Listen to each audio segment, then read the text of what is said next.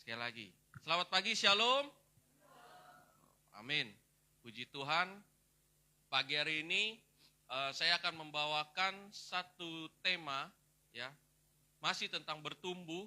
Tetapi tema yang saya bawa pagi ini adalah tentang gereja yang sehat atau healthy church. Ya, kalau berbicara tentang bertumbuh, gereja juga harus bertumbuh. Ya, gereja yang sehat adalah gereja yang bertumbuh. Karena itu, pada pagi ini saya akan membicarakan tentang gereja yang sehat. Ya. Gereja yang sehat. Yang dimaksud dalam perikop ini, ya, gereja yang sehat ini dimaksud dengan gereja di sini bukan tentang tempatnya. Bukan hanya sekedar tentang wadahnya, bukan hanya tentang gedungnya. Tetapi lebih dari itu, gereja yang sehat adalah berbicara tentang setiap pribadi kita yang datang untuk melayani Tuhan dan datang untuk beribadah ke gereja.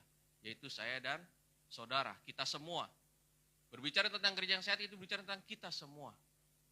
Bukan tentang gedungnya yang mewah, bukan tempat-tempatnya yang luar biasa, tetapi tentang setiap pribadi kita. Ya. Gereja ibaratkan sebagai sebuah tubuh, satu tubuh. Ya, tubuh manusia itu, badan kita, sehat itu kalau setiap organ kita, indera kita semua berfungsi dengan baik. Ya.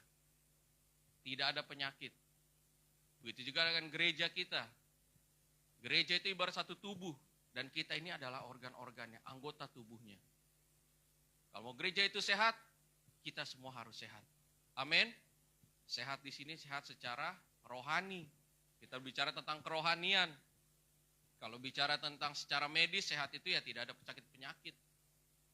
Ya, tidak sakit penyakit secara menyeluruh, psikis, mental, jasmani. Tetapi di sini kita berbicara tentang kesehatan rohani kita. Setiap orang pasti merindukan kesehatan dalam hidupnya. Ya. Badan yang sehat, keluarga yang sehat, pekerjaannya sehat, finansialnya sehat, ekonominya sehat. Tetapi sangat berbeda sudut pandangnya ketika kita memaknai kesehatan kayak contoh. Kalau badan yang sehat itu badan yang gak ada sakit penyakit. Tetapi kalau pribadi kita, hidup kita, kalau kita berbicara tentang sehat secara finansial atau materi, apakah itu hanya berbicara untuk orang yang kaya, yang udah banyak duit, maka dia dibilang sehat? Enggak. Ya. Saya ingin katakan enggak. Bukan tentang itu. Sehat finansial contohnya apa? Dengan seapa adanya kita, dengan apa yang kita punya, bagaimana kita bisa mengucap syukur? Bagaimana kita bisa memanage itu dengan yang baik? Ya. Itu bisa dikatakan sehat finansial. Kalau semakin banyak uang kita tapi kita terus merasa kekurangan, itu enggak sehat. Percuma uang banyak kalau kita merasa kita terus enggak berkekurangan. Begitu juga kan keluarga yang sehat. Keluarga yang sehat apakah keluarga yang tidak ada masalah sama sekali? Halo? Enggak juga. Tetapi keluarga yang sehat bagaimana ketika ada masalah, suami atau istri bisa duduk sama-sama untuk saling sharing dan saling menguatkan. Itulah keluarga yang sehat. Bukan berarti nggak ada penyakit sama sekali, makanya saya bilang konteksnya berbeda. Ya. Kalau badan kita mau sehat, jelas kita juga harus berperilaku hidup yang sehat. Contoh, secara medis, ya, udah tahu punya darah tinggi, makannya asin terus, ikan asin lah, mau yang lebih garamnya ditambah lah. Udah tahu punya kolesterol, maunya makan daging merah, seafood. Nah, itu kolesterol tinggi. Udah tahu punya lambung, hobinya terlambat makan. Sekali makan, makannya pedas, asam. Ya udah, langsung meringis kesakitan.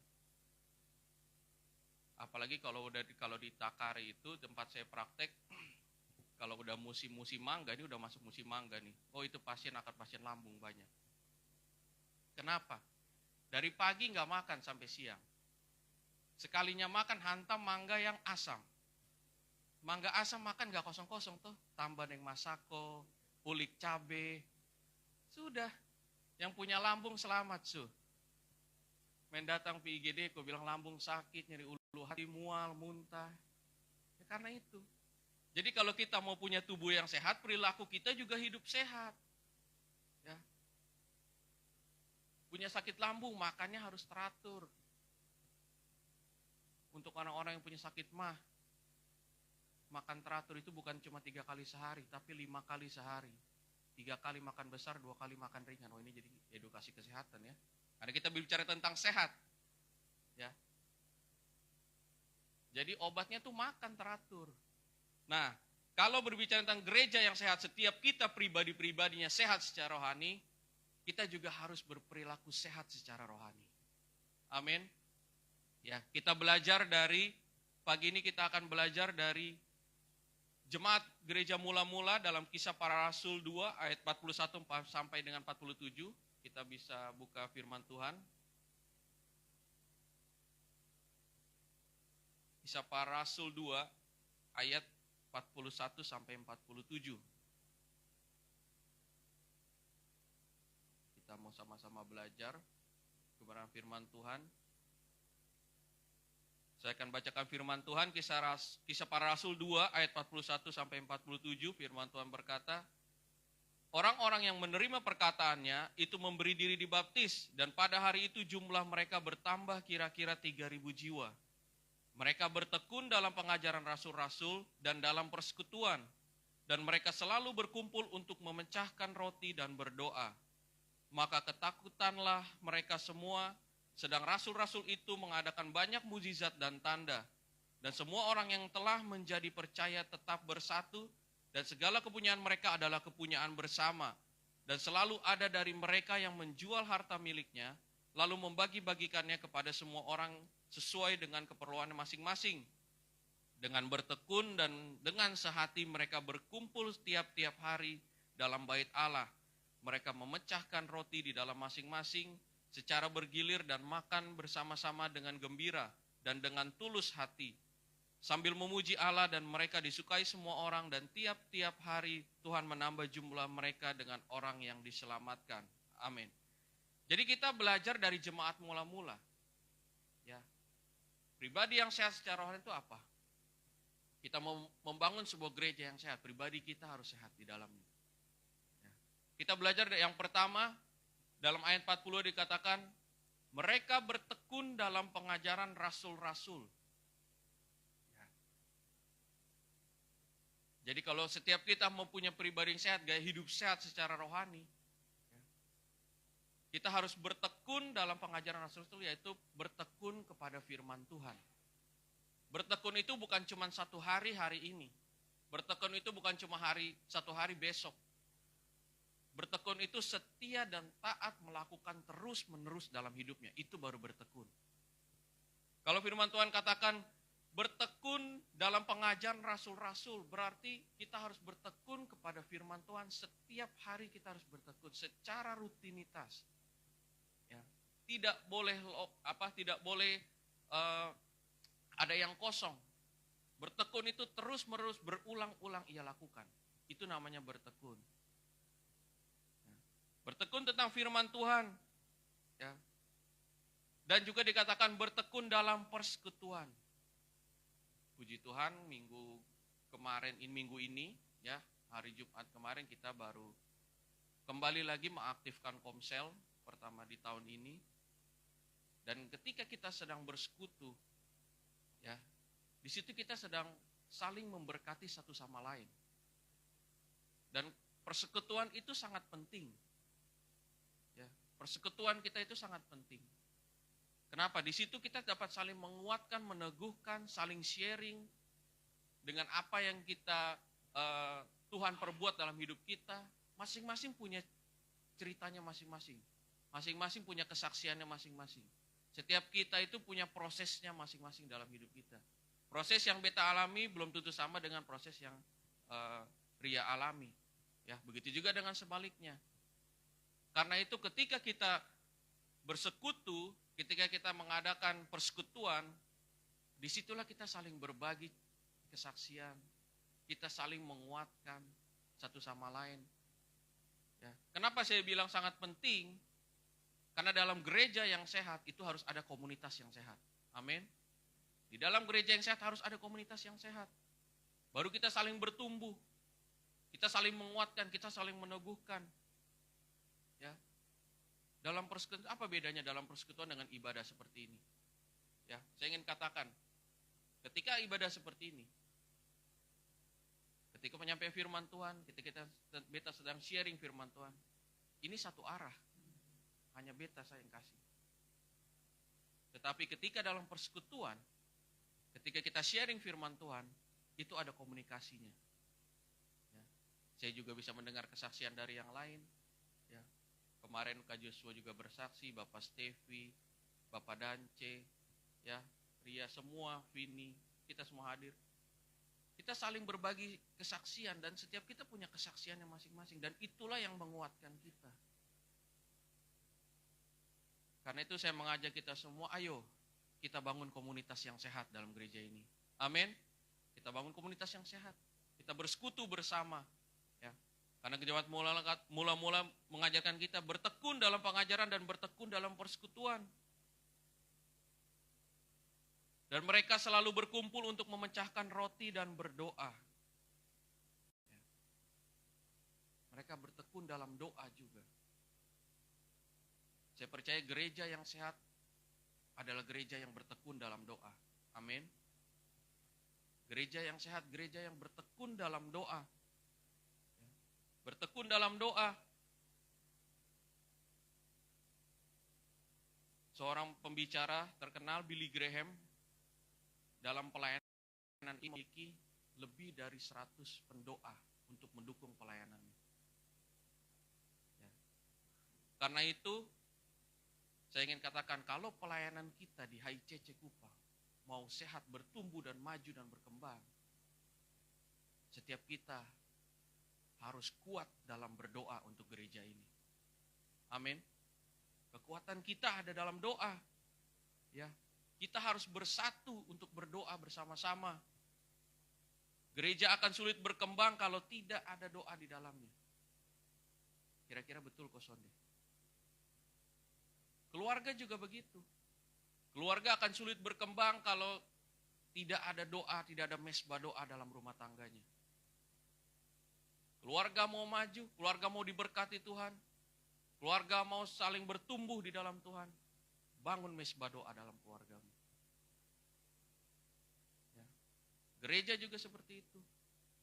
Gereja akan sulit berkembang kalau tidak ada doa di dalamnya. Karena itu kita ada doa terobosan setiap Sabtu. Kita sama-sama berkumpul untuk sama-sama menaikkan doa kita. Sekali lagi mari saya ajak kita semua, ya, kita bersatu sama-sama untuk gereja yang sehat. Bukan tentang gedungnya sekali lagi, tapi tentang kita pribadi yang ada di dalamnya.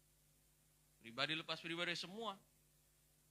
Bertekun dalam doa. Dalam Matius 18 ayat 19-20 firman Tuhan berkata, dan lagi aku berkata kepadamu, jika 2 orang daripadamu di dunia ini sepakat meminta apapun juga, permintaan mereka itu akan dikabulkan oleh Bapakku yang di surga. Sebab di mana 2-3 orang berkumpul dalam namaku, di situ aku ada di tengah-tengah mereka. Artinya, jika kita bersama-sama berdoa, berseru kepada Tuhan, saya percaya itu kuasanya sangat besar. Ya. Karena itu untuk membawa gereja kita menjadi komunitas yang sehat, bertumbuh di dalam Tuhan, kita harus memberikan hati kita, waktu kita, untuk kita sama-sama berdoa bersama bagi gereja ini. Amin. Kita harus sama-sama memberikan hati kita, waktu kita untuk berdoa. Ya. Ada salah satu pembicara yang mengatakan, a healthy church is a praying church. Gereja yang sehat adalah gereja yang berdoa. Kalau kita mulai malas berdoa, ya, gereja kita akan sulit untuk maju. Gereja kita akan sulit untuk bertumbuh dan berkembang. Mulai dari doa, ya. Begitu juga dengan persekutuan dengan Tuhan. Dia katakan juga, a healthy church is a worshiping church. Artinya gereja yang sehat, gereja yang menyembah Tuhan. Menyembah dalam arti di sini punya waktu bersekutu dengan Tuhan. Punya waktu worship dengan Tuhan. Ya. Kita harus memaknai betul-betul bahwa kita mau bersatu hati. Ya. Kita mau bertekun dalam pengajaran, bertekun dalam persekutuan, bertekun dalam doa. Yang berikutnya kita belajar di ayat 44 dikatakan, dan semua orang yang telah menjadi percaya tetap bersatu dan segala kepunyaan mereka adalah kepunyaan bersama. Artinya apa? Artinya setiap kita harus memiliki kesatuan hati, kesatuan roh, kesatuan visi dan misi dalam beribadah. Ya. Istilah lain dikatakan juga, pembicara mengatakan, a healthy church is a unity church. Gereja yang sehat adalah gereja yang memiliki kesatuan. Setiap pribadi kita harus ada kesatuan, kesatuan hati. Ya. Setiap kita jangan memikirkan diri sendiri.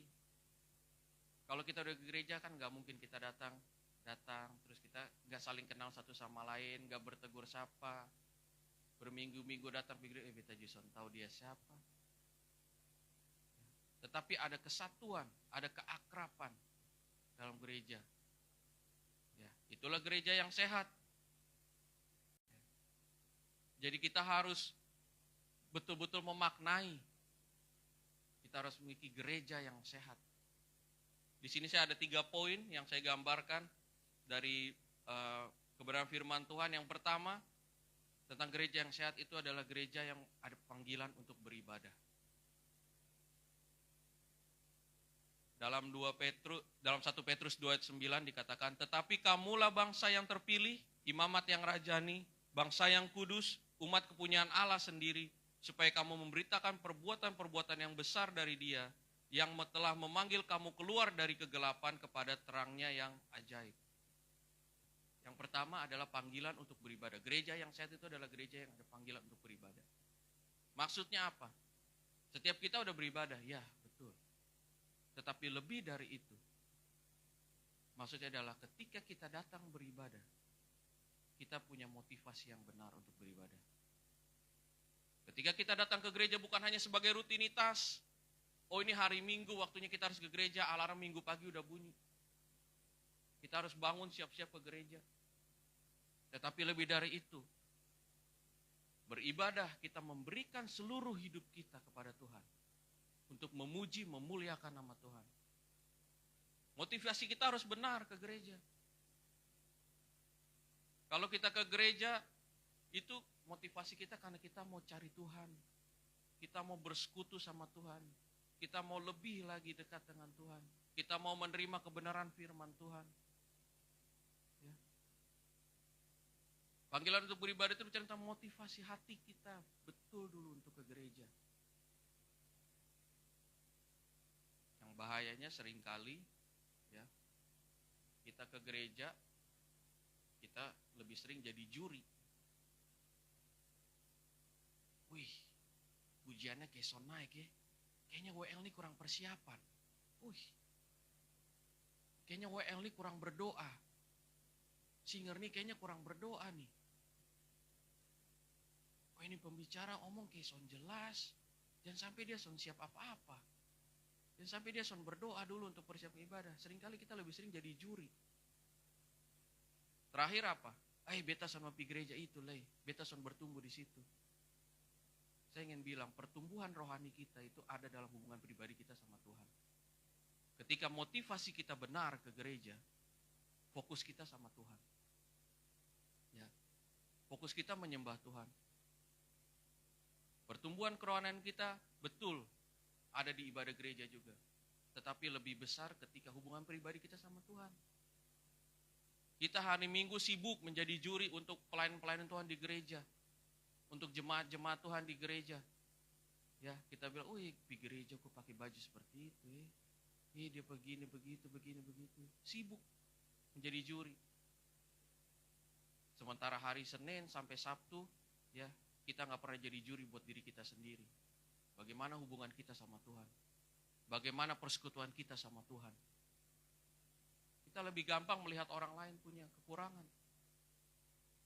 Tetapi kalau kita mau hidup sehat secara rohani, bertumbuh secara rohani, mulai introspeksi diri kita. Ya, motivasi kita beribadah. Bagaimana keseharian kita bersekutu sama Tuhan.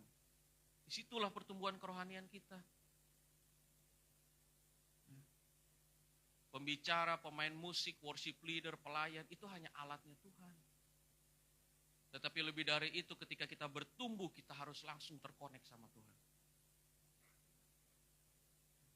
Karena itu kita harus lebih hubungan intim. Nah, itulah yang dikatakan gereja yang sehat. Ya, panggilan untuk beribadah, motivasi beribadahnya harus benar. Fokusnya harus benar. Pelayan-pelayan Tuhan juga seperti itu.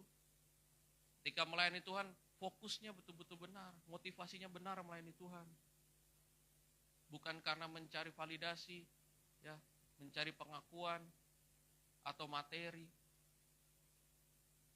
Tetapi kalau hidup kita fokus sama Tuhan, betul motivasi kita di mata Tuhan, berkat itu akan datang sendiri kepada hidup kita.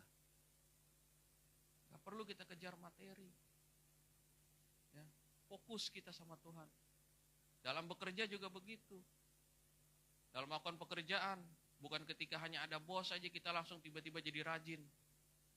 Atau ada kalau di kita ada ketua tim, atau misalnya ketua tim IGD atau ketua tim Ponet. Pas ada ketua tim, Katim baru, kita sibuk, rajin.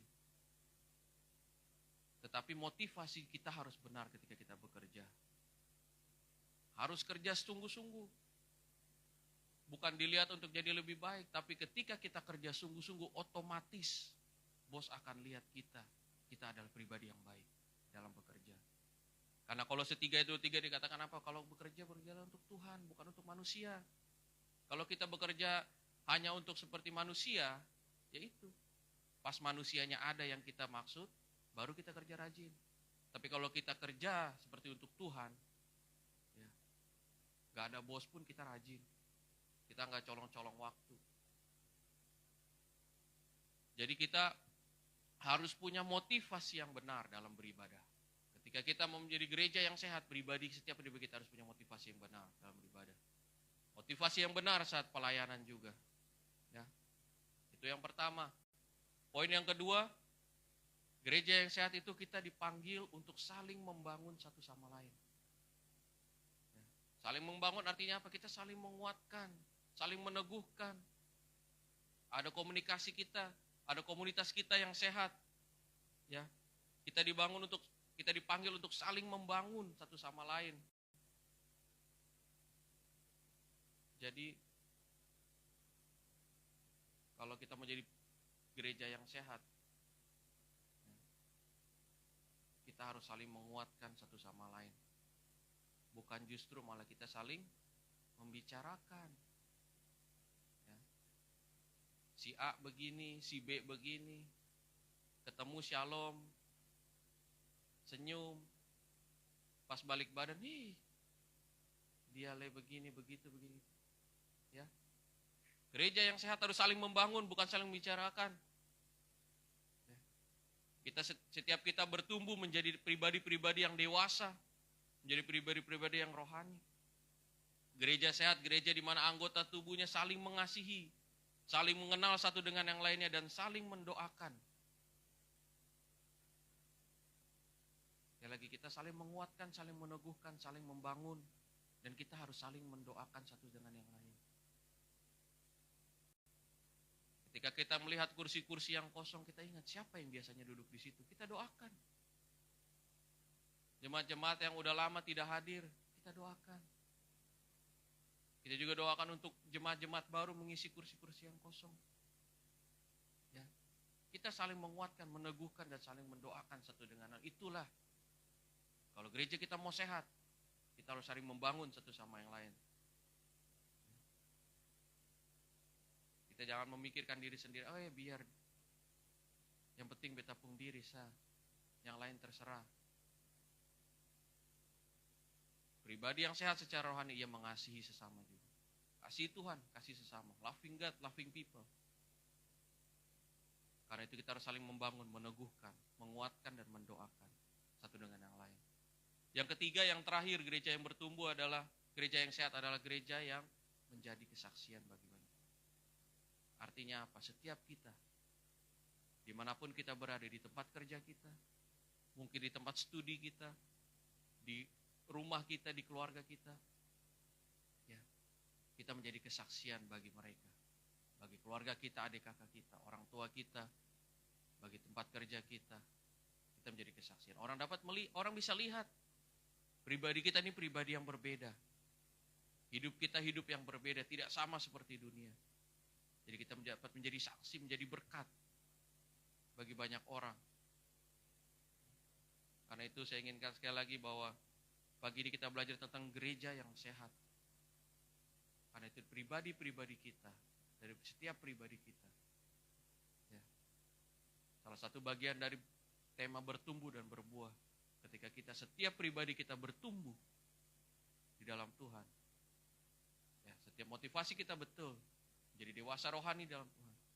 Maka kita akan membangun gereja yang sehat, komunitas yang sehat bagi tempat ini. Amin. Bukan tentang gedungnya, tetapi tentang pribadi kita. Sekali lagi saya katakan, ya, a healthy church is a praying church. Gereja yang sehat adalah gereja yang berdoa. Mari kita sama-sama berdoa untuk gereja ini. Bersatu hati, punya kesatuan hati bagi gereja ini. Dan kita akan melihat bahwa gereja kita, Hope Impact, nama Hope Impact, ada dampak, ada impact yang besar bagi kota kita, Kota Kupang. Dan setiap pribadi kita punya dampak bagi sekeliling kita dimanapun kita berada. Amin.